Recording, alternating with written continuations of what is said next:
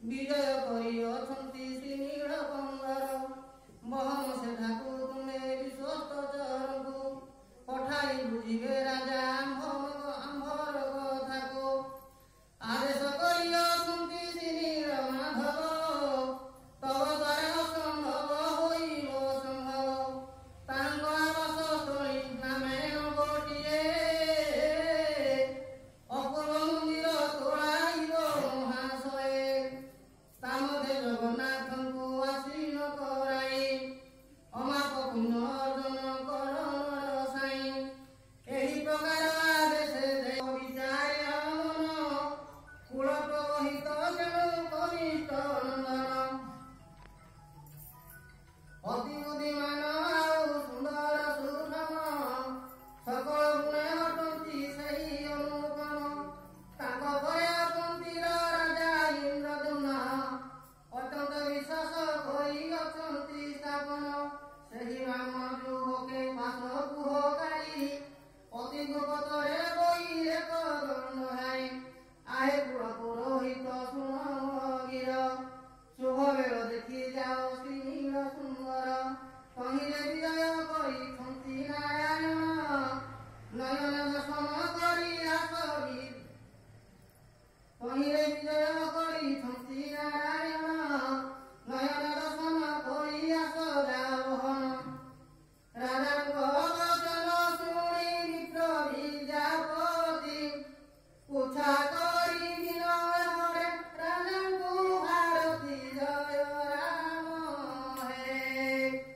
ନବୀନ ସୁନ୍ଦର ଧନ ଶ୍ୟାମ ହେ ଜୟ ରାମ ହେ ଜୟ ରାମ ହେ ରାମ ରାମ ରାଜୀବର ଶ୍ୟାମ ହେ ଜୟ ଜୟ ଜଗନ୍ନାଥ ଜଗତ ଜୀବନ ଜୟ ଜୟ ଜଗନ୍ନାଥ କୋଦଣ୍ଡ ଧାରଣ ଜୟ ରାମ ହେ ଜୟ ରାମ ହେ ରାମ ରାମ ରାଜୀବର ଶ୍ୟାମ ହେ ଜୟ ଜୟ ଜଗନ୍ନାଥ ଶଙ୍ଖ ଚକ୍ରଧାରୀ ଜୟ ଜୟ ଜଗନ୍ନାଥ ବୈକୁଣ୍ଠ ବିହାରୀ ଜୟ ରାମ ହେ ଜୟ ରାମ ହେ ରାମ ରାମ ରାଜୀବର ଶ୍ୟାମ ହେ ଭଗବାନ ଏକ ହରି ବିଦ୍ୟାପତି ବଚ ଭୋରାଗଣ ଯାହା ତୁମେ କହିଲ ମୋହରେ